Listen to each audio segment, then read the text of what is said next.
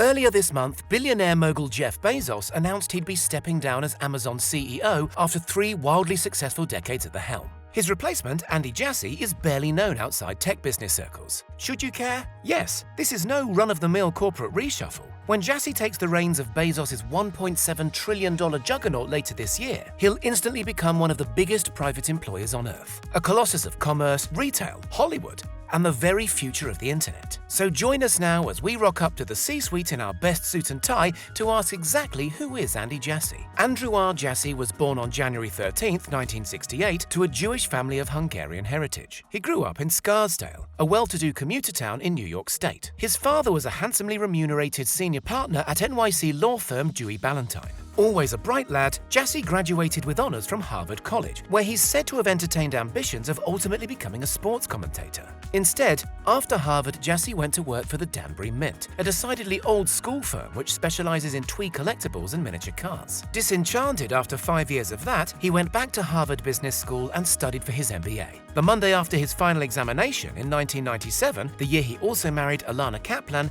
Jassy took up his next role at a tiny tech startup called Amazon. "I didn't know what my job was going to be or my title," he later said. This was, after all, the dot-com boom, and countless smart young guns like Jassy were chancing their arm in this growing but unpredictable sector. Over a romantic meal, he talked his new wife into moving out west to Seattle to see how things would play out at his new firm. After a few years at Amazon, which, spoiler alert, survived the dot-com crash, Jassy found himself in the enviable position of shadowing visionary founder Bezos at company meetings, essentially as his right-hand man. And it was in this capacity he attended a 2003 corporate jolly at the boss's house on Lake Washington and ultimately secured his destiny. While Amazon had emerged strong from the dot-com bust, finally reporting an annual profit on revenues of over $4 billion, there was discontent at the Lake House meeting. The firm's increasingly disparate teams were unhappy that too much of their time and energy was wasted setting up server capacity and other virtual infrastructure in order to get their pet projects off the ground. A better system of internal, scalable server management was needed. And our guy Jassy was among the first to recognize that whatever smart, user-friendly solution they cooked for Amazon itself might also be a lucrative product to sell to outsiders. How right he was. Flash forward to today, and Amazon Web Services, which only accounts for 13% of Amazon's sales but a whopping 60% of all profits, now rakes in a cool $50 billion a year. Amazon Web Services, which Andy Jassy led from the start, builds and rents out the highways upon which an astonishing quantity of web traffic runs. Anytime you watch Netflix, rewind BBC iPlayer, leave a review on Yelp, complete a project on Slack, or make a match on Tinder, AWS is at work. It's even the basis of the CIA's computer systems. Since the global pandemic kicked off a year ago,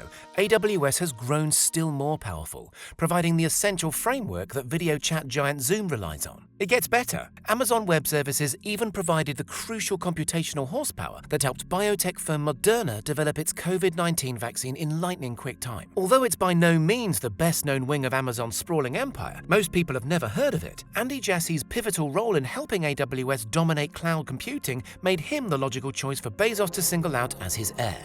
Why? Because cloud computing is only going to matter more in the years to come. Other tech giants recognize this too. In 2014, Microsoft promoted Satya Nadella, vice president in charge of its own Azure cloud program, to the top job after former CEO Steve Ballmer retired. Incidentally, Microsoft legend Ballmer reportedly tapped up a certain Andy Jassy for the Microsoft top job and was politely turned down. So what can we look forward to from Andy Jassy's leadership?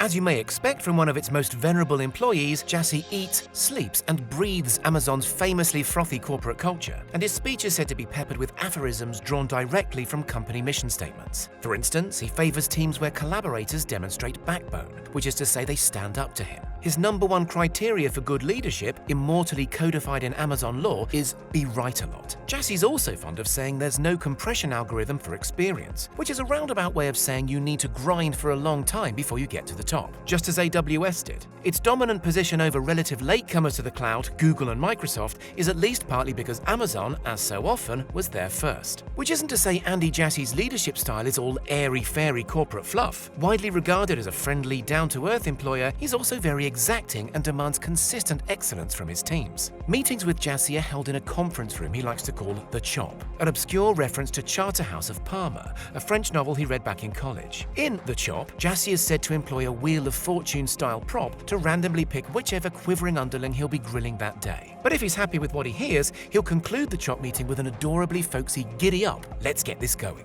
When Jassy finally ascends to the CEO chair, scheduled for the third quarter of 2021, he'll likely continue the ruthless expansionist mission of his predecessor, even if any given expansion doesn't necessarily feel like a natural fit for Amazon. A lot of companies only pursue businesses that are adjacent or look like an extension of their current business, he said, which, by the way, is a completely rational strategy. But we pursue the business even if it has hardly anything to do with the other businesses Amazon is in. Well, he certainly managed it at AWS, turning an online bookseller into a preternaturally powerful web services giant. Whether he likes it or not, on day one of his new role, Andy Jassy will become a big figure on the political stage too. He's already on record expressing his dissatisfaction with the leadership style of ex-President Donald J. Trump, and has loudly tweeted his support for, among other noble causes, the Black Lives Matter movement. Jassy will likely draw conservative fire for his influential decision, at one of those Chop meetings indeed, to de-platform right-wing social media platform Parler from AWS servers. Jassy revels in his role as evangelist for the Amazon mission. For a flavor, check out his keynote addresses from the annual AWS reInvent conference in Vegas, where, by the way, he got AWS into the Guinness Book of Records by hosting the largest ever chicken wing eating contest. Despite his own considerable fortune, estimated at just shy of $500 million, and the vast resources imminently to be at his disposal, Andy should follow Jeff Bezos' lead and focus on customer experience over stock market value. You can't feel 30% smarter when the stock is up 30%, because then you'll have to feel 30% dopier when the stock is down 30%, and usually neither is true, he says. And besides, this wholesome, beef jerky-loving Dave Matthews Band fan, who also part-owns the Seattle Kraken hockey franchise, will have lots in his intro to keep him busy, not least with a Democrat in the White House, likely antitrust investigations into Amazon's sheer unparalleled uniquity. The coming rise of quantum computing also presents its own opportunities and challenges. Indeed, Amazon is already hiring engineers to prepare for this once-in-a-generation paradigm shift. But Jassy won't forget his roots at AWS. And with fully 96% of the global IT budget of $3.6 trillion still estimated to be up for grabs by one or another cloud provider, there's still plenty to be getting on with at that pet project. This wannabe sportscaster and one-time Danbury Mint exec has always believed in reinvention. And he knows that reinventing is the only way Amazon will stay on top. When you wait until the verge of going bankrupt to reinvent, he said, it's a crapshoot whether you're going to be successful or not. You want to be reinventing when you're healthy. You want to be reinventing all the time. So what do you think? Is Andy Jassy a good fit for the role? Is his experience with AWS enough to help him run the world's biggest retailer and a Hollywood studio? Let us know in the comments, and don't forget to subscribe for more boss-level tech content.